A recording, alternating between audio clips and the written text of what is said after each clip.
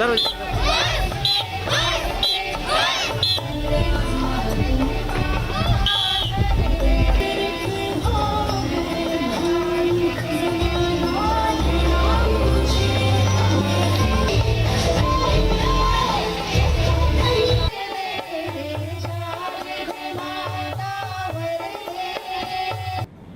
सब ने विगत 2 वर्ष इस सदी की सबसे बड़ी महामारी कोरोना का सामना करते हुए व्यतीत किए।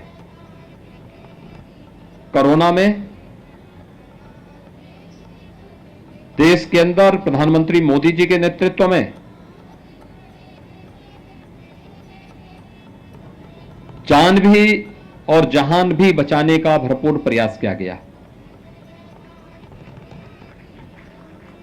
हर एक व्यक्ति का जीवन हमारे लिए महत्वपूर्ण है। उसके जीवन को बचाने के लिए फ्री में टेस्ट, फ्री में उपचार और फ्री में वैक्सीन की व्यवस्था भी की गई। समाज के प्रत्येक तबके ने एक बार फिर से इस बात को साबित किया है कि भारत किसी भी संकट के समय अपने नेतृत्व के प्रति अटूट निष्ठा के साथ जब एकजुट होकर के इस लड़ाई को लड़ता है तो उसके परिणाम भी उसी रूप में सामने आते हैं। भारत का कोरोना प्रबंधन प्रधानमंत्री मोदी जी के नेतृत्व में पूरे देश और पूरी दुनिया के अंदर सराहा गया। कारण है क्योंकि पूरा भारत प्रधानमंत्री मोदी जी के नेतृत्व में कार्य कर रहा था और आज उसके परिणाम भी हम सबके सामने हैं। जिन देशों के पास भारत से अच्छा स्वास्थ्य की सुविधाएं हैं वे देश बड़े पैमाने पर मौतों को रोक नहीं पाई कोरोना से, लेकिन भारत सफल रहा। हमारी संवेदना उन सभी परिवारों के प्रति है जिन्होंने अपने परिजनों को, मित्रों को, नाते रिश्तेदारों को खोया है। लेकिन हम लोग एक महामारी का सामना कर रहे हैं और भाइयों बहनों, इस महामारी से जीवन के प्रत्येक क्षेत्र प्रभावित हुआ, लेकिन स्कूली शिक्षा सर्वाधिक प्रभावित हुई। उस सब के बावजूद जब समाज खड़ा हो जाता है, नेतृत्व के साथ मिलकर के इस लड़ाई को लड़ता है, तो उसका परिणाम भी हमारे सामने उसी रूप में देखने को मिलता है। आज हम सब यहां पर फिर से 2 वर्ष के बाद स्कूल चलो अभियान के साथ जुड़ रहे हैं। याद करिए 2020 में, अप्रैल 2020 में इस समय लॉकडाउन था, सारी गतिविधियां बंद थी, पूरी तरह गतिविधियां ठप सी हो गई थी और ये लगातार अगले 2-3 महीनों तक चलता रहा। लेकिन आज उत्तर प्रदेश जैसे देश के सबसे बड़े राज्य की स्थिति पर हम जब चर्चा करते हैं तो उत्तर प्रदेश 25 करोड़ की आबादी का राज्य और 25 करोड़ की आबादी के राज्य में आज के दिन पर नाम मात्र के कोरोना के एक्टिव केस ही बचे हुए हैं। सारी गतिविधियां खुल चुकी हैं, 30 करोड़ से अधिक वैक्सीन की डोजेस दी जा चुकी हैं। जिन लोगों के काम धंधे प्रभावित हुए, फ्री में राशन की व्यवस्था उनके लिए एक बार नहीं डबल इंजन की सरकार है, महीने में 2 बार फ्री में राशन की व्यवस्था भी उनके लिए उपलब्ध करवाने की कार्रवाई हो रही है। प्रवासी कामगार और श्रमिकों के लिए रोजगार सृजन की कार्रवाई युद्ध स्तर पर आगे बढ़ रही है और उन्हीं स्थितियों में कोरोना कालखंड में प्रधानमंत्री मोदी जी के नेतृत्व में तकनीक का भी प्रयोग किया गया। ऑनलाइन एजुकेशन को बढ़ावा देने के लिए कार्य प्रारंभ हुआ। आज प्रदेश सरकार स्नातक परास्नातक के सभी छात्र छात्राओं को टैबलेट और स्मार्टफोन वितरण करने की कार्रवाई युद्ध स्तर पर आगे बढ़ा रही है। लेकिन हम सबको शिक्षा की सबसे बेसिक यानी जो सबसे आधारभूत इकाई है बेसिक शिक्षा, इस पर विशेष ध्यान दिए जाने की आवश्यकता है। बहुत सारे बच्चे होंगे जो 2 वर्ष के अंदर स्कूल का मुंह न देखे हों और अब स्कूल जाने में उनको थोड़ा आलस आ रही हो, और इसलिए तय किया गया कि हमें फिर से स्कूल चलो अभियान के कार्यक्रम के साथ हर एक बच्चे को जोड़ना होगा, हर एक परिवार को जोड़ना होगा और कोई बच्चा छूटने न पाए। इसके लिए समाज को एक संकल्प के साथ आगे बढ़ना होगा।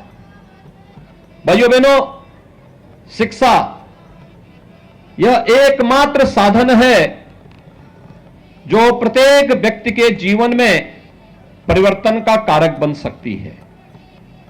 शिक्षा ही वास्तव में प्रत्येक नागरिक को एक सही दिशा दे सकती है, हर एक व्यक्ति के सर्वांगीण विकास का आधारशिला खड़ी कर सकती है। और याद रखना, जब व्यक्ति सक्षम होगा तो समाज भी सक्षम होगा, और समाज सक्षम होगा तो राष्ट्र स्वयं ही सशक्त होता हुआ दिखाई देगा।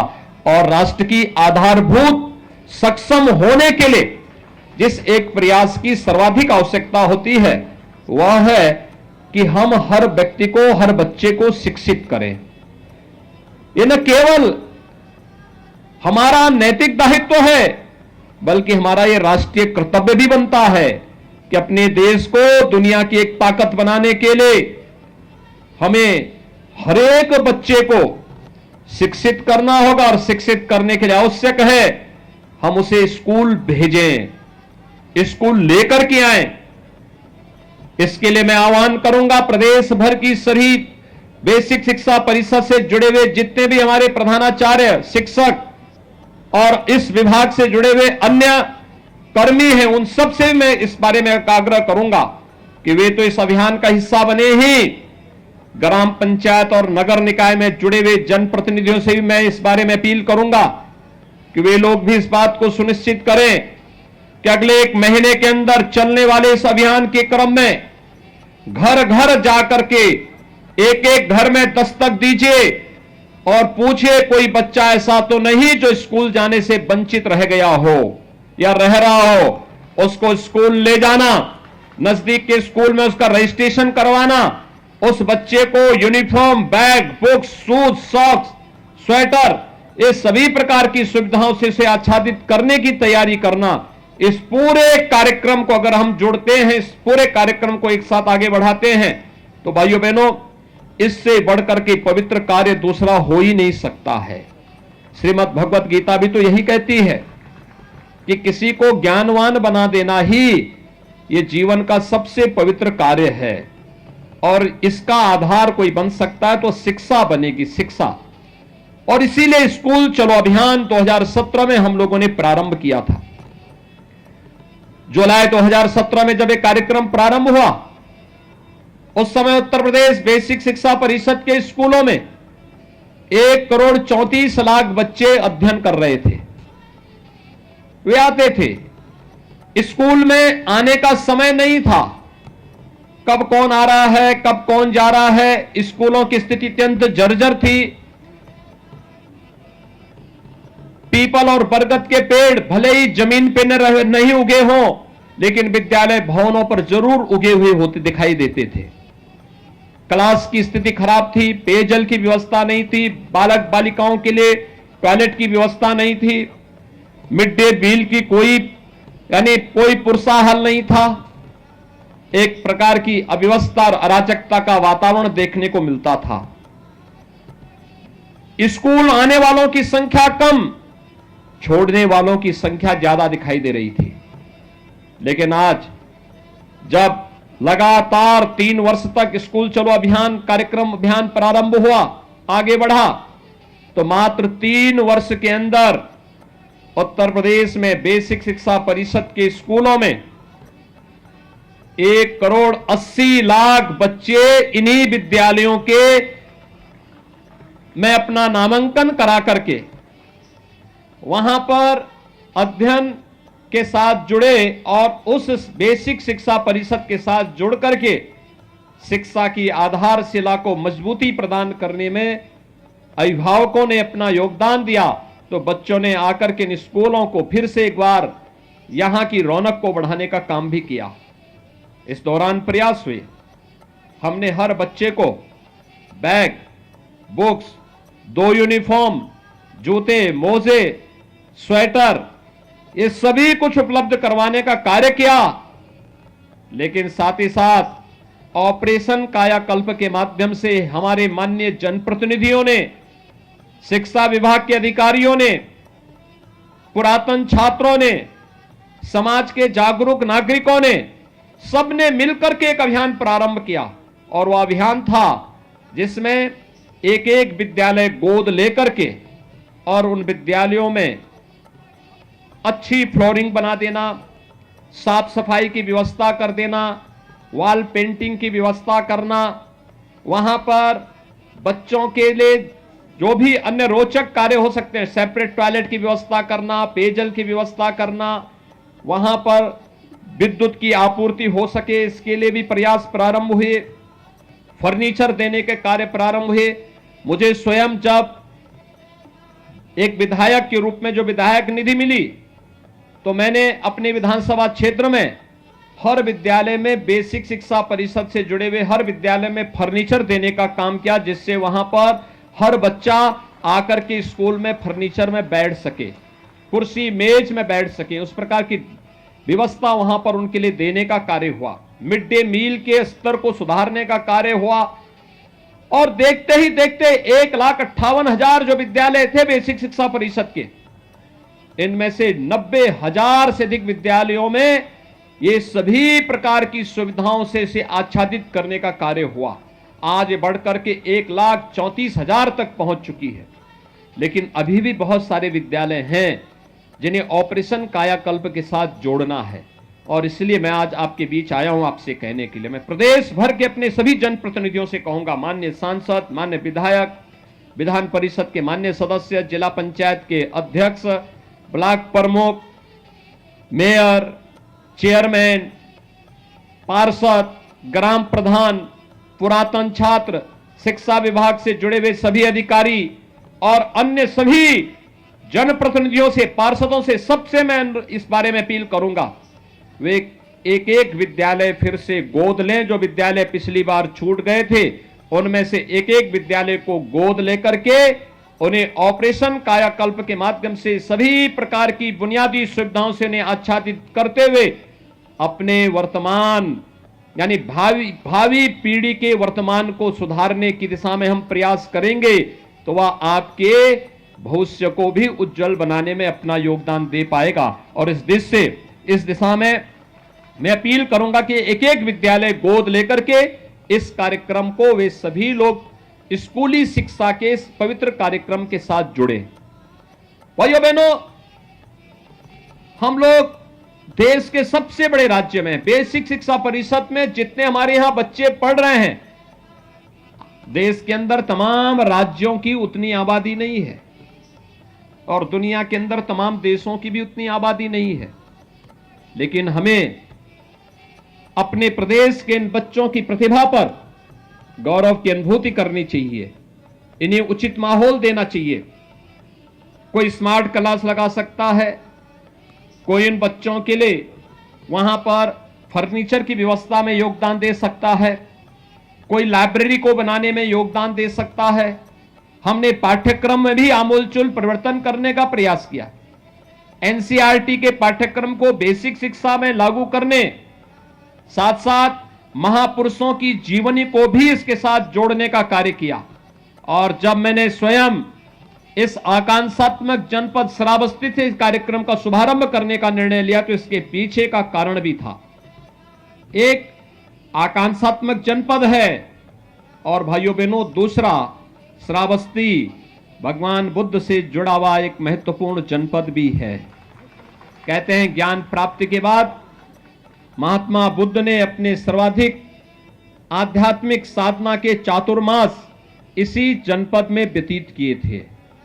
भगवान बुद्ध ने कहा था, अप दीपो भव, यानी अपना दीपक स्वयं बनो और स्वयं ही हमें अपने आप को पहचानने की ताकत अर्जित करनी पड़ेगी।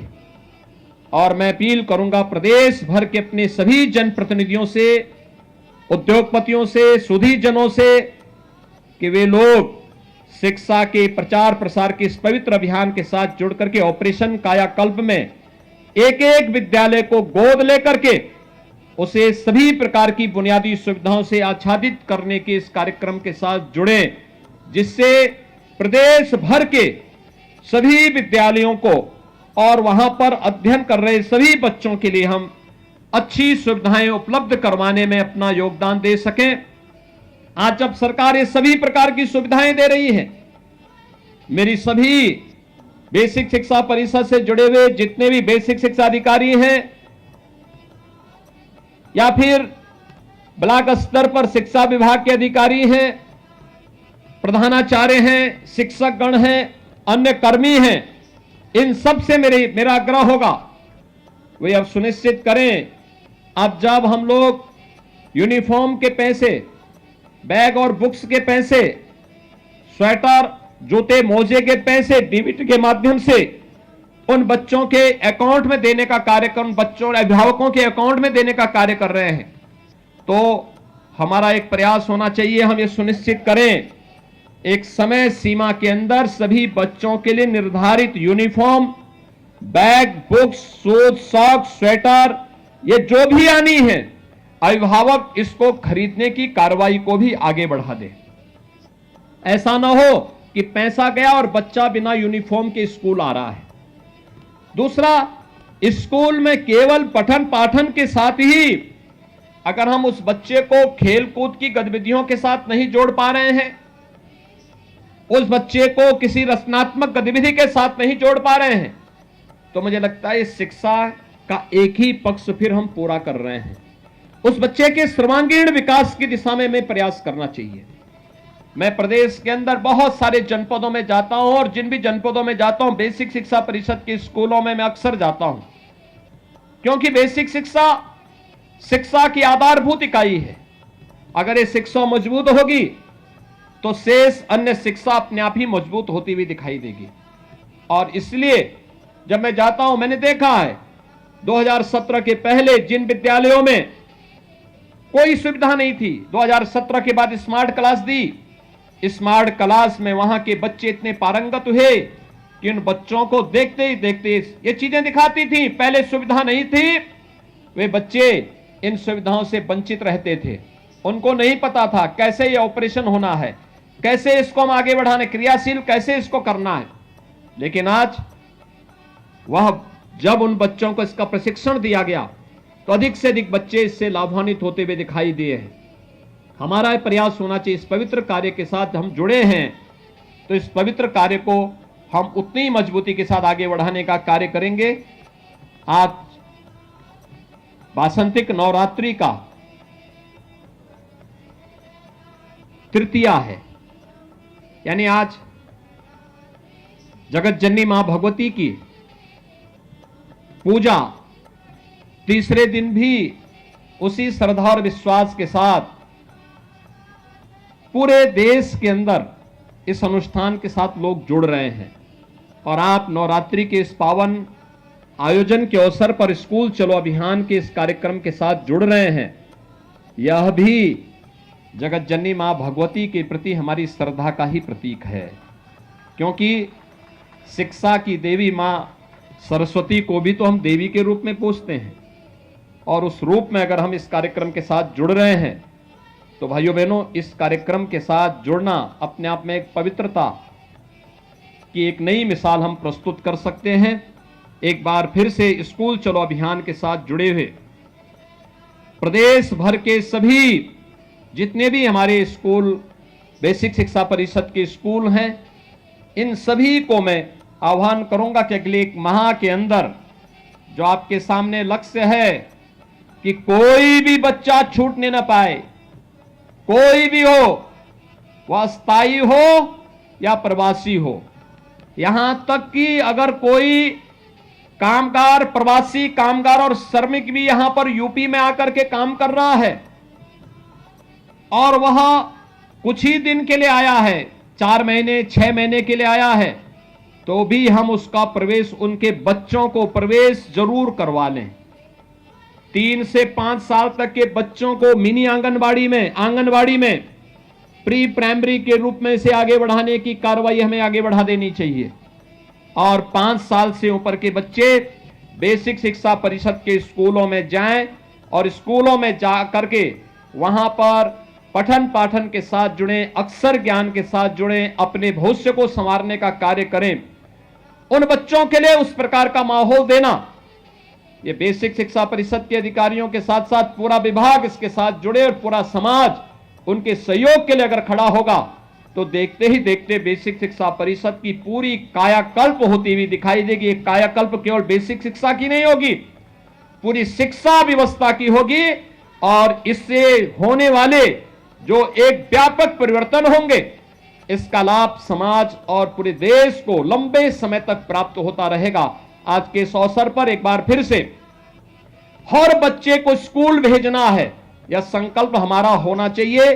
कोई बच्चा छूटने ना पाए, यह संकल्प हमारा होना चाहिए।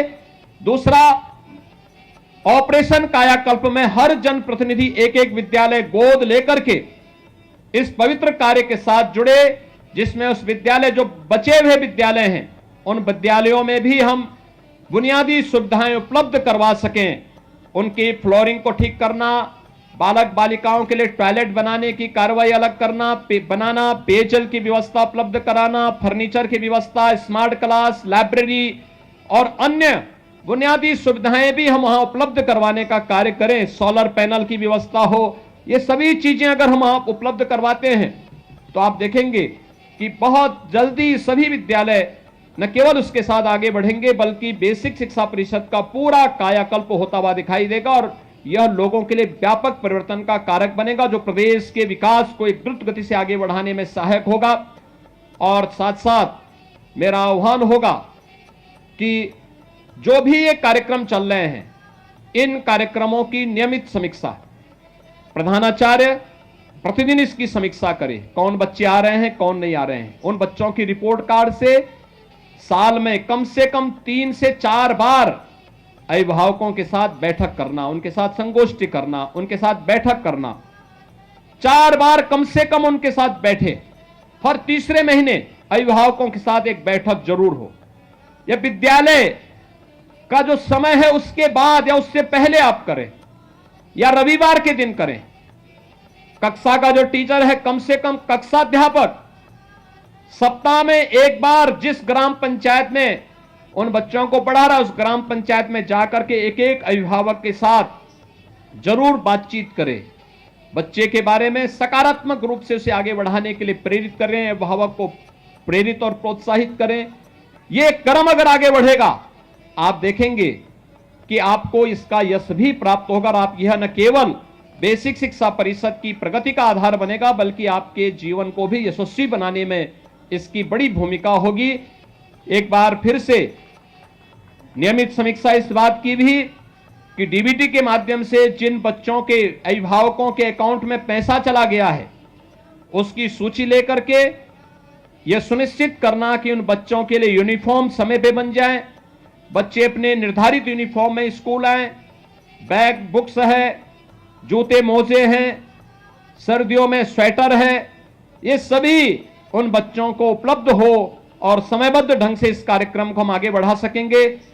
एक बार फिर से यहां पर बेसिक शिक्षा विभाग को अंतर विभागीय समन्वय के साथ आगे बढ़ने की कार्रवाई को और तेजी से आगे बढ़ाना होगा, जिसमें ग्राम्य विकास, पंचायती राज, नगर विकास, बाल विकास और पुष्टाहार, इन सभी विभागों को आगे बढ़ाना, एक साथ जोड़ना।